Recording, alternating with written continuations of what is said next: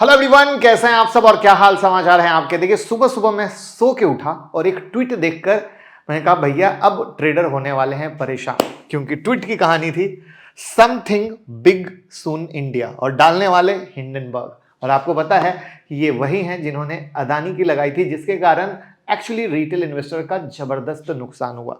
और मैंने क्विकली हमारे टेलीग्राम पर भी अपडेट कर दिया था, अगर नहीं जुड़े हो तो लिंक डिस्क्रिप्शन में है, जुड़ जाइएगा। तो अब इन्होंने क्या बोला है, किस पर इंपैक्ट है, क्या आइडिया लगा सकते हैं, इसको आज की वीडियो में समझने की कोशिश करते हैं। और सबसे पहले हाथ जोड़कर रिक्वेस्ट है, टेंशन ना लें, परेशान ना हो बहुत सारे मैसेज आ रहे हैं, सर अब क्या, किस पे होगा। एकदम रिलैक्स हो जाएं, कूल।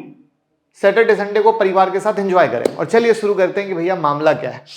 तो जैसे बड़ा सिंपल सा मामला है कि ये वही हैं जिन्होंने अदानी पर रिपोर्ट निकाली थी, और जो अदानी पर रिपोर्ट निकाली थी उसमें कुछ आरोप लगाए थे कि भैया अदानी ग्रुप की कंपनियों ने शेयर के प्राइस को मैनिपुलेट करके बढ़ाया है, मनी लॉन्ड्रिंग और अकाउंटिंग फ्रॉड किया है, 8 साल के दौरान 5 CFO बदले हैं, ग्रुप की 7 कंपनियों की कीमत 85% तक ज़्यादा यानी एकदम स्काई रॉकेट हो गया है, अदानी ग्रुप पर 2.20 लाख करोड़ का कर्ज है, ये उनकी हैसियत से ज़्यादा है, कंपनी की हैसियत से ज़्यादा है।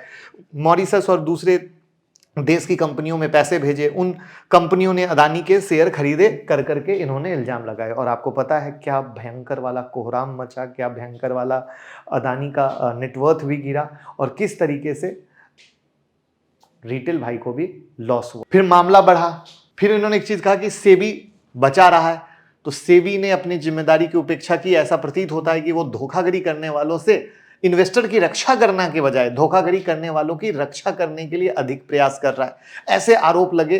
तो कई कहानियां हैं जिसको आप यहां पर रोक कर समझ सकते हो और इसको जरूर देख सकते हो। आप में से किस किस को अदानी के शेयर में नुकसान हुआ है वो भी कमेंट में बता सकते हो। बट जो हिंट लेने वाली बात है, हिंट, वो कहानी आती है यहां पर।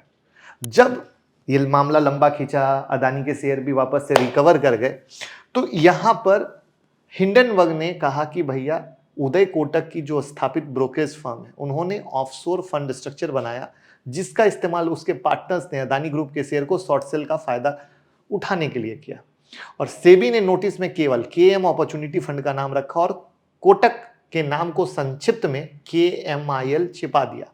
KMIL यानी कोटक महिंद्रा इन्वेस्टमेंट बैंक। बाद में इन्होंने भी कहा कि भैया हमारा कुछ लेना देना नहीं है। तो अब मामला ये आता है कि ये किस पर रिपोर्ट लगाएंगे। सेबी ने अपनी भी कुछ कारण बताओ नोटिस निकाली थी, तो इसमें जाने का तो मकसद ही नहीं है, बट आपकी जो लोग मार्केट में नए आए हैं उनकी हेल्प के लिए लगा दिया है। बट जो मैं यहां से देख पा रहा हूं या जो मैं यहां से समझ पा रहा हूं, दो कहानी हो सकती है। या तो ये कहानी फिर से आ सकती है जिसको कुछ नए पुख्ता सबूत के साथ लाएं, क्योंकि पिछली बार तो खाली बातें की थी ना, बातों से तो होता नहीं है। जैसे अदानी पे क्या हुआ, चीजों को किया, वैसे ही यहां पर कुछ बेहतर ला सकते हैं, शायद ऐसा हो सकता है, या फिर कोई और नया कॉर्पोरेट हाउस हो सकता है। बट चाहे जो भी हो, हम अपना पैनिक करके खून जलाएं, मुझे पर्सनली नहीं लगता है कि बिल्कुल ऐसा होना चाहिए। क्योंकि देखो, इनका काम भी ये बेचकर पैसा ही कमा रहे हैं, ये न्यूज फ्लॉट करके पहले से पोजीशन बनाते हैं। तो प्लीज़ इस बात को समझने की कोशिश कीजिए, पैनिक मत कीजिए, और पूरे मार्केट पे कहीं से कोई असर नहीं आएगा। सिंपल, अगर किसी कॉर्पोरेट पे कुछ जवाबदेही के साथ, कुछ जिम्मेदारी के साथ बोलेंगे तब इम्पैक्ट आएगा। क्यों? इसका रीज़न ये है कि अदानी वाले मामले में अदानी का शेयर वापस से रिकवर कर गया।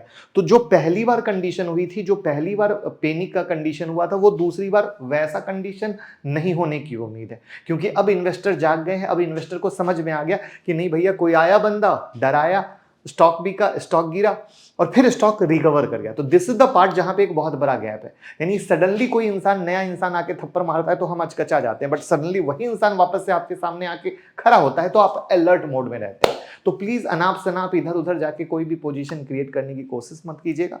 बस वेट एंड वॉच कीजिए, क्या आता है क्या नहीं आता है, उसके बाद हम लोग कुछ भी करेंगे। और आप हमें अगर फॉलो करते रहेंगे, चाहे टेलीग्राम हो चाहे चैनल पे हो, तो हम उसके बारे में आपको अपडेट देते रहेंगे। And thank you so much 10 अगस्त यानी आज से जो हमारी stock market smart money class को ज्वाइन करने के लिए जो आप लोगों ने ट्रस्ट दिखाया है, तो मैं आप सबको दिल से थैंक यू देता हूं कि आपने एक कदम फाइनेंशियल लर्निंग की तरफ, फाइनेंशियल फ्रीडम की तरफ बढ़ाया है।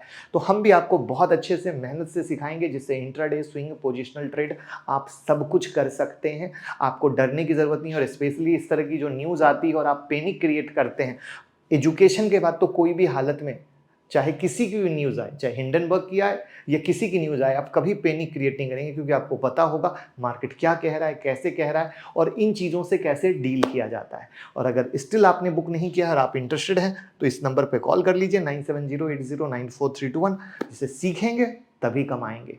बस वीडियो शेयर कर दीजिए। ये मैंने अपनी ड्यूटी निभाई, अब आपको अपनी ड्यूटी निभानी है। Thank you so much.